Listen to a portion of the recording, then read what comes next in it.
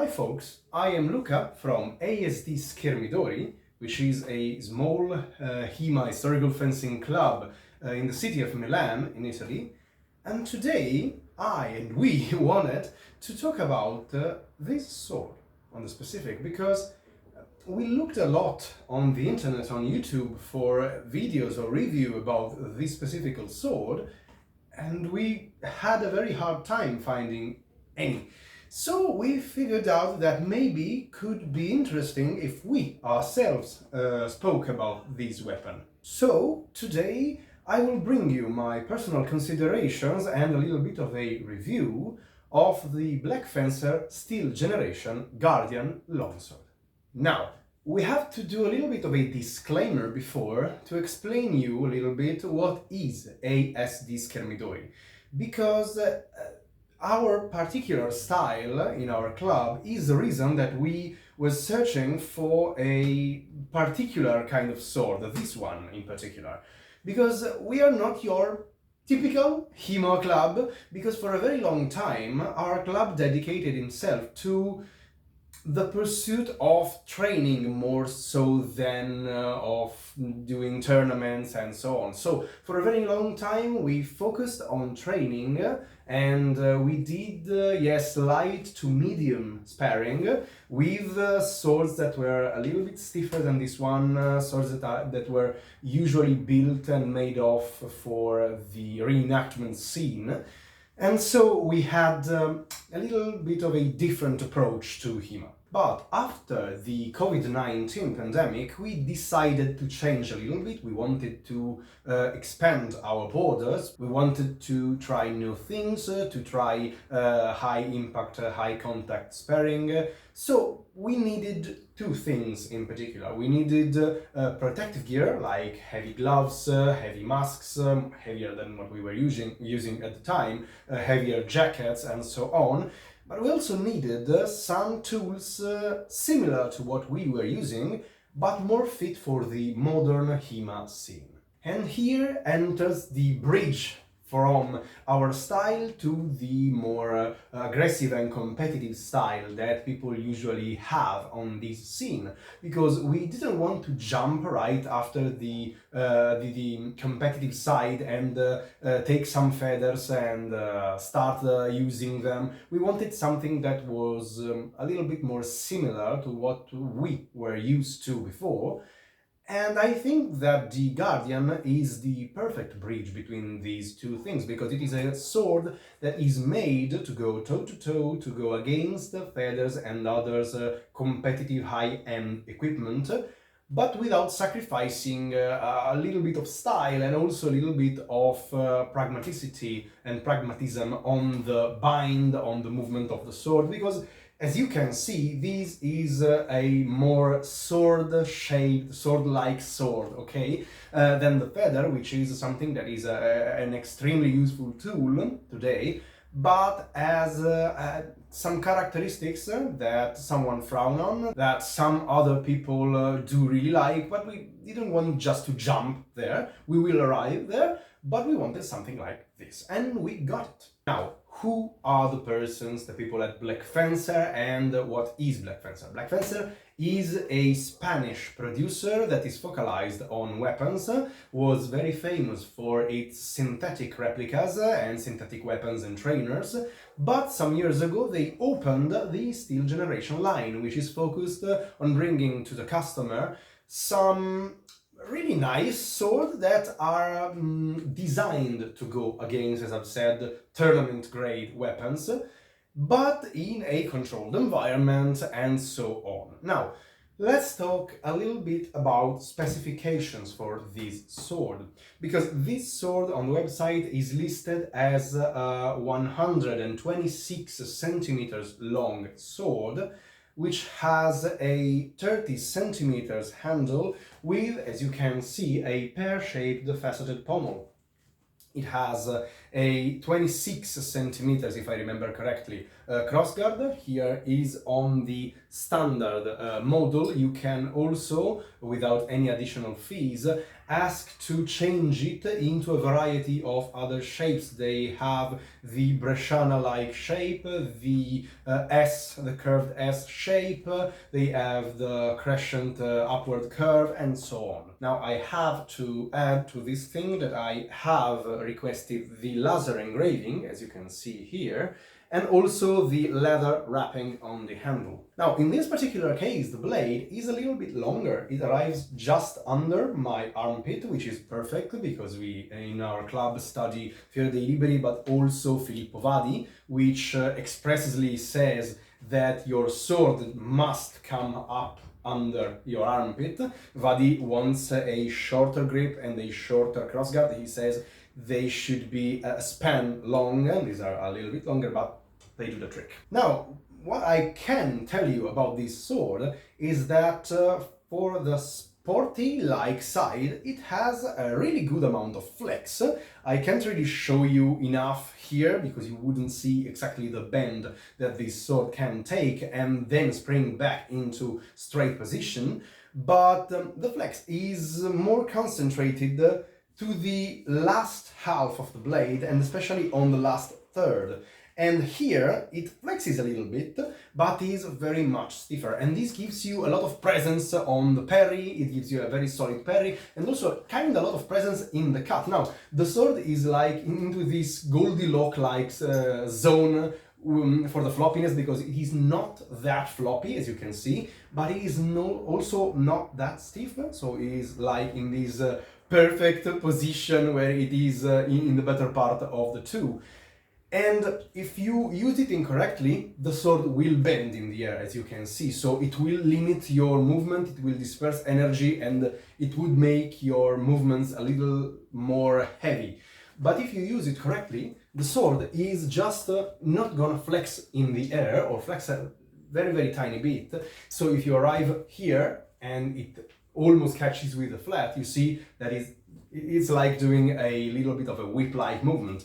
But if you throw a cut right here, the sword doesn't flex, and it cleaves through the air with a very precise strike, with a very intense force, and I like it a lot. Now, the sword tapers from the forte, the strong here, that has a width of 5.5 centimeters, to the tip that has, I think, one and a half, maybe 1 centimeter. And the tip under this protection cap is just flattened. It is a flat square that is engorged, so it is not rounded, it is not rolled up, it's a very secure tip. And the safety options on this sword are really impressive, because I've trusted doing some very mean thrusts and points against my opponents in these 6, 7 months, 8 months that I have owned and used it. And they never had any complaint. They said, yes, it was a thrust, the force was there, but no one ever said that he was hurt. Now, when I first picked up and used a little bit of this sword, I figured out a thing that was a little bit strange to me, because the point of balance of this sword, as you can see, is, I think, right here, a little bit farther. So it is, I think, 8 centimeters from the crossguard, and it is something a little bit further than you would expect with a blade that tapers this much, but I think it's something that is a characteristic of this sword and not an error. When I picked it up, if you use the leverage of the blade and let just the tip go down, the tip, as you can hear, it hit my my ground, it hit my floor, because it just wants to cut. It wants to go. I'm killing my. As I was saying, it just wants to go down. And at the beginning, I thought, okay, this is a kind of choppy, kind of heavy blade, but it's not at all. If I stay here and I can do these very fast movements without any stress on my arms, I can change lines, I can indicate a line and change it with incredible ease. It's a very nimble sword, and also the point allows me to do these very, very small movements, these cavazione-like movements, if I was using rapier, without any difficulty, without any stress on my arms. And also, when I move the sword, the point just kind of wants to stay there. So it is not a point-heavy sword, and if you do control the sword and push with your leading hand, the sword just stops there. So you can throw these kind of cuts, which has a lot of presence in reality, without the sword dragging you down. But when you let the sword drag you down, the sword also wants to come up. I hope I don't kill my wardrobe with this. So as you can see, when I go up, the sword just comes up, okay? And here, and I am really not making any effort on this movement. Also on the levata, like Pietromonte says, or on the false edge rising cuts, I have a very small room, but I have absolutely no difficulty, no stress, no heavy movements on doing this and this. And so even these movements, when I beat a blade and come up and go on and like this, they are incredibly easy, but also the sword just wants to twirl. And my previous sword was almost the exact opposite, because it wanted to stay on this line, but when I went there, from here I had to push the sword over a little bit to go and do all the twirl or the tramazzone, and it goes by itself, okay? Now, these characteristics are really peculiar to me, because it is not just a tournament grade sword, a longer sword with big, thick edges and so on. It is a more peculiar one, and it can be difficult for me to describe precisely what I feel when I use this sword, because I am not a native English speaker. So I would summarize my thoughts into one characteristic, and this one is that this blade, this sword, is kind of a jack of all trades. And as you can understand, if you know what I'm saying, this can very well be both a blessing or a curse. Now, what do I mean by that?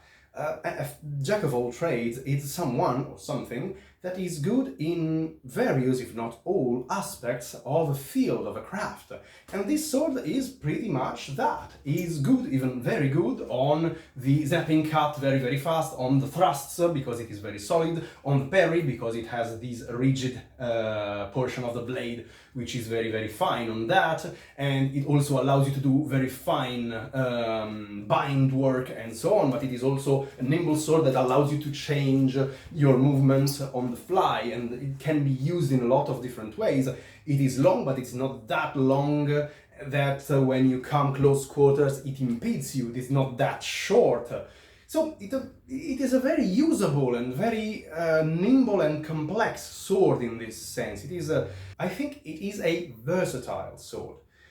But this, although it is good or even very good, as I've said, in these fields, means that it can never be excellent in any of those specific fields. Because if you take maybe an Ensifer or a more rigid, more strong and heavy blade that is designed to bind and win the bind and then enter, or to push and pull these huge blows that you have to commit to parry and so on, this is not quite like that. So you can do that well, you can try.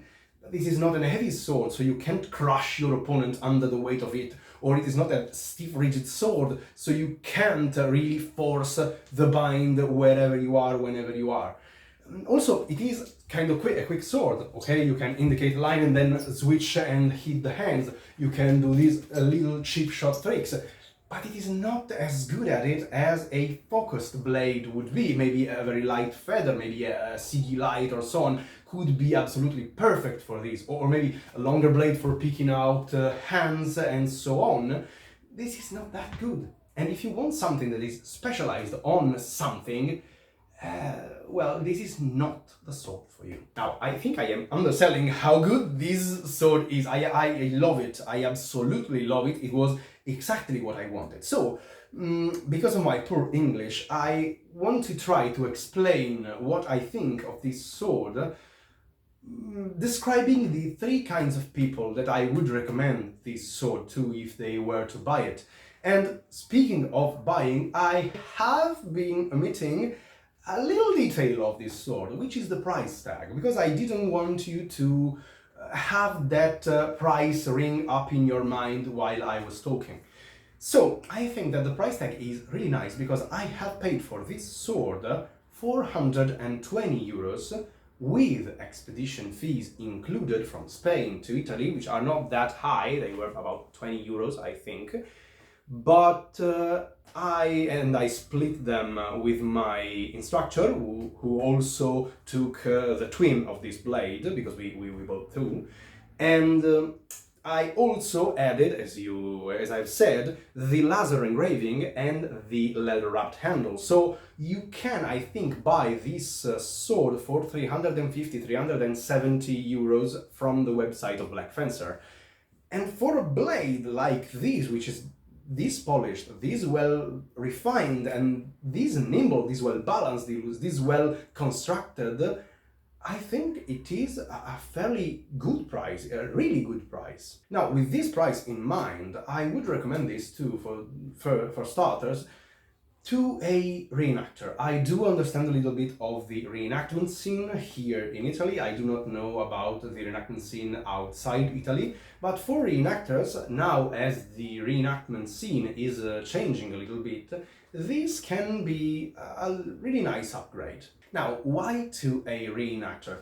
Well, because this sword is, as I've said, kind of nimble. It is kind of light. It is, if I remember correctly, 1,470 grams, which is around 1.5 kilo, which is the medium range for feathers and other kinds of longswords. So I think it is absolutely perfect. It is not that heavy. And on this is kind of a long blade, and you can find blades that are really worse than this one on the market that have more or less the same price range. Now, this sword can absolutely withstand more than a beating. I have used it and abused it for these 6 months, and I think I can make you see that this blade has a little bit of dents, but they are some minor scratches, really minor scratches, and I have used it against feathers in high-intensity fights, but also against heavier, older, and very much stiffer blades, and I've used them clashing one against the other, so it took a good beating. But I would recommend this to a reenactor because this can be, also with these safety options, a perfect add-on to his equipment to do maybe a little bit more of a demonstrative fight, a choreographed fight for the people that comes to see the reenactment and so on. And it is solid enough that you can also use it on a melee and so on. Now, Blackfencer says explicitly on their website that their Steel Generation line swords are meant to be used in an environment which is controlled and has not an excessive or uncontrolled use of force and weapons. And this is somewhat a disclaimer that anyone can say, because every weapon, if used in an uncontrolled environment, would eventually break. So it is not something that I think should worry you. Also, the crossguard, as you probably can see, it's also pinned to the handle, so to prevent as much as possible the crossguard rattle, okay?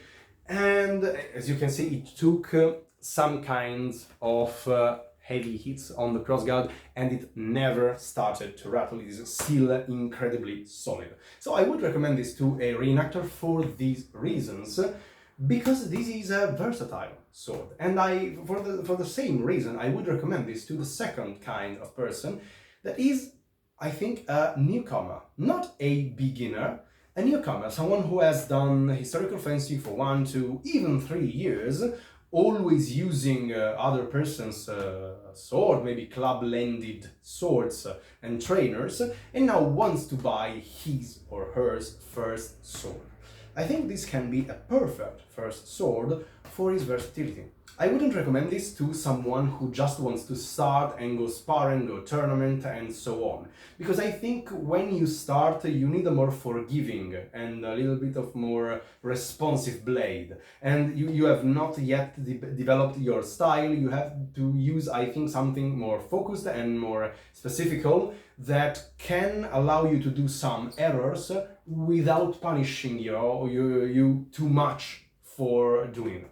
And in a high intensity, high stress situation as a tournament, I think that these, if you do not have the correct mindset, could hold you back a little. But for a newcomer that is starting to develop his skills and wants to try lots and lots of new things with this sword, as you can see, he can try practically everything. It is not a sword that is too heavy, so he has to build muscle and structure before using it correctly. It can be used in a nimble, simple manner with lots and lots of these very, very sporty movements which are very minimal, but you can also study your movement and structure and position and body control with this, because it allows you to do so, and it is not that light that is incredibly forgiving on the movement. So when you do a moulinet wrong, you feel it in your body,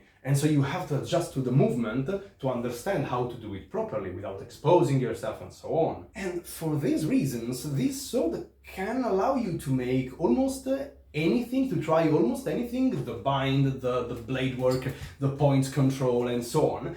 And if you are a beginner who wants to understand how vast the horizon is and to have always an option or many options opened, I think that this can be the perfect sword for you, and it is not that pricey for a starting sword.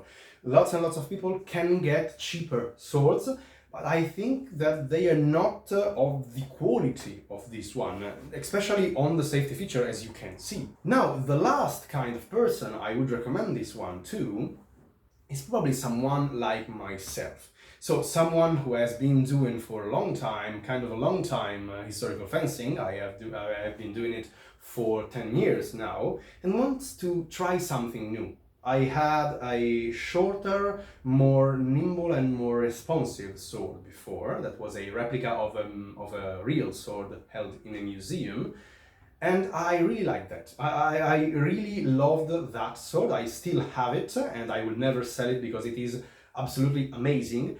But it was a little bit too stiff and too brittle to use in a very high intensity combat or sparring. So I had to use something different, and I wanted something that could do the things that that sword could do. And this one can. I can do these peculiar hand-picking movements or these point control and point work that allow me to enter and break my opponent's structure. But this sword allows me to do so much more that it is fascinating. And this is the reason that I would recommend this one to a person like me, because I, in these 6 months, have been growing a lot on my style. I am forced, in a sense, I am able now to do more things, to control more the space with these big swings, and to menace more my opponent, extending my hands, and also to care for my hands. So if someone tries to pick my hands, I can beat their sword down and try to come up. I can retreat the objective, the target, and then work with their blade. I can, with the presence of the cut of this sword, force my opponent to respect my cut, because it is not a very light cut. If you let it really go, if the opponent hasn't presented you a strong parry, you could cleave through his defense and hit him. And even when you are here, you can create a bind that forces your opponent to twirl, to twist the sword, and then you can pick his hands and exit on time. And all of this just with a little bit of a modification. When I first held the sword and tried to do this movement, I said to myself, wow, it is a choppy blade, it wants to cut. And I was surprised in positive, because it was something that I had thought when I was researching for a new blade for me and for my instructor, because I had tried my instructor's previous sword, which was a lot more cuttier than mine, and I had liked it. It was a very well balanced sword that was also very good at cutting and at purling, and had more mass on the end compared to my sword that was a lot more like a tuck or an S-tuck, two-handed S-tuck. Okay, and I liked it a lot, but I didn't want to lose what I was doing before, my previous style. This style very on point, online, with these small movements and half-tempo actions and so on. And this sword is absolutely perfect for this, because I can use it to do what I was able to do before, but now I can try a lot of new things. And this is making me grow. It is a challenge for me, but it is making me grow incredibly, and I love it. I have to explain to you this because I think that this is not a bad sword for tournament, but I think you have to develop a kind of an eclectic style to use it well in tournaments. Because for starters, it is a sword that has usually more mass on the blade, especially on this portion, middle to last third of the blade, half of the strong to last portion of the middle of the blade, then lots and lots of feathers and sport swords, because of the construction of the blade itself.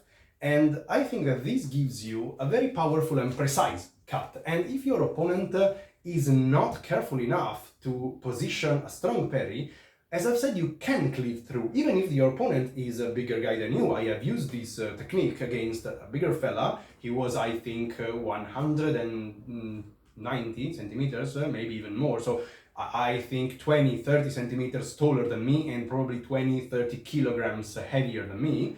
And on the bind and on these kinds of attack, I could cleave through his defense without any difficulty. Me, this small little man that I am. Okay, so this gave me a lot of power. I had to control it, but it wasn't slowing me down that much. The feather was more responsive, it was a little bit longer, but I could pick his hands when he was out of position, maybe after a long strike that I have beaten, and then I could take his hands and so on. I could go to deeper targets, forcing him to do strong parries, and then when I indicated the line and he anticipated the parry, then I could switch and hit him on another target. So it was very, very fun. It made me reconsider how to use this sword. It was fantastic. So I do not think that it cannot go against tournament level, more focused and specific weapons. But if you try to outspeed an opponent who has a faster weapon, you would have a very bad day. You have to understand, for example, how to force a bind from your opponent, how to use the distance to your advantage to force him to come down to you, and so on. Because if you are not able to do this, you cannot use all the specificities and the advantages that this sword can do and can give you. Now, I think that these specific characteristics are more akin to this kind of sword-like sword, as I've said. Maybe even the Sigi King or the Malleus Martialis Todesca do have these specifications. I have handled the Malleus Martialis Todesca some years ago. It was a fantastic sword, a fantastic blade. Malleus Martialis is really an artist, and I think that the handling is really similar between the two. And I haven't been able to handle anything from Sigi. If Sigi wants to send me something, if I can compare these two, I would gladly do it. But I think that it is a characteristic of this type of swords. But the Todesca and the Sigi are both more expensive, a lot more expensive than this particular sword. Although the Todesca is kind of this big, the Sigi is, I think, a little bit longer and has thicker edges, and this, I think, is something that I can talk a little bit against on this side, because some people say that Blackfencer uses a steel that is too soft. This is bollocks. This is a bullshit. because it is the same steel, and I think it is the same working process and treatment of the steel that Peter Regeni uses, that Kvetun uses, that lots and lots and lots of other blacksmiths that produce very strong, sturdy and reliable tools use today. It is the same steel, you can check it. But I think that it is just the edges that are a little bit too thin compared to maybe a feather, which has 3, 4, even 5 millimeters thick edges, which are very rounded, when these are probably 2.5 centimeters to 2.5 centimeters and are not that rounded. They are not sharp, but they come down to a 90-degree angle. So they are not that rounded and they can chip superficially a little bit more easily. So for this, I think that after tournament after tournament after tournament, the stress put on the edges could be a little bit too much, and this sword could ruin, could wear a little bit quicker than your usual feather and so on, but this depends also on the intensity of the tournament and on the frequency in which you use this sword.